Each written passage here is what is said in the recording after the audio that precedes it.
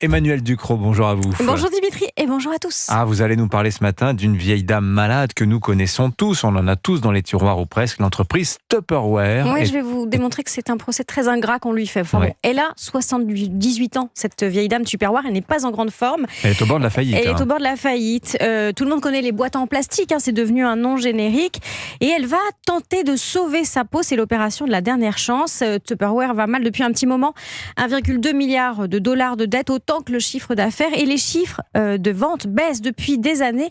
Elles ont été divisées par 2 depuis 2018. Alors, il y avait eu du mieux au moment du Covid, quand les gens confinés avaient repris l'habitude de cuisiner. Ils avaient racheté des boîtes Tupperware pour stocker les aliments. Mais ça fait quand même un moment que ça n'est plus exactement la fête chez Tupperware. Oui, c'est plus tellement dans l'air du temps, ces petites boîtes plastiques. Eh bien oui, Tupperware cumule des handicaps qui sont en fait l'histoire de notre époque. D'abord parce que le plastique a mauvaise presse. Oui. Les clients n'en veulent plus. Les repas livrés, ils sont tous livrés dans des boîtes en plastique. J'y viens. Et Tupperware a eu beau changer ses méthodes, utiliser des polymères recyclés, il ne fait pas le poids face aux boîtes en plastique végétal et autres boîtes de bento à base de bambou. Tupperware, dans l'esprit de beaucoup, s'affleure comme le tout plastique des 70s.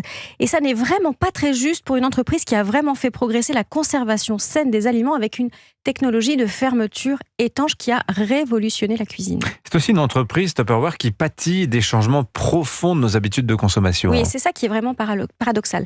Car Tupperware et ses boîtes en plastique mal aimées est victime de ce qui se fait de moins vertueux dans notre époque. D'abord, le boom, l'explosion de la livraison des repas.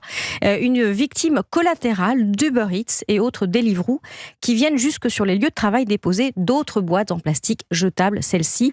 On n'emporte plus son déjeuner dans une boîte réutilisable, on se le fait livrer dans une autre avec un emballage à usage unique. C'est quand même une ironie très amère. Bon, quant à la méthode de vente de Tupperware, parce que c'est aussi ça, les réunions Tupperware, ça ne l'a pas servi non plus. Ça ne la sert plus surtout parce que la vente directe à base de socialisation par des ambassadrices Tupperware qui faisaient la démonstration du produit et de la recette qui allait avec, c'était un coup de génie, une force de frappe commerciale énorme, encore énorme d'ailleurs. Tupperware revendique 465 000 vendeurs indépendants dans 70 pays.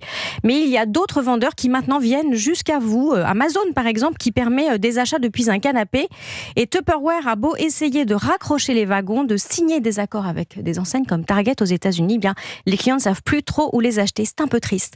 Parce que Tupperware, je l'affirme ici, a été une source de grands progrès féministes. Oui.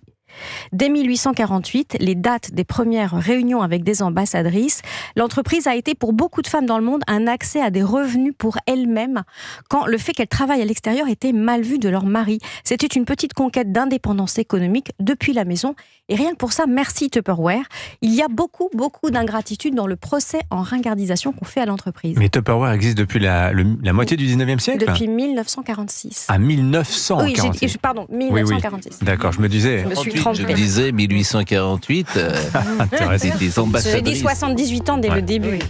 Très intéressant, merci beaucoup. Tupperware. La sociologie du Tupperware, avec Emmanuel Ducrot, signature Europe 1. J'ai fait des réunions Tupperware. C'est vrai ? Vous étiez bon vendeur ou pas ? Bien sûr. Pas une seconde, c'est clair. Bien sûr. Vous le voyez arriver avec Non, mais j'ai j'ai assisté. Oui, vous n'avez pas été... c'était pas vous qui... Vous étiez pas ambassadeur. Je n'étais pas non plus celui qu'on vendait. Non.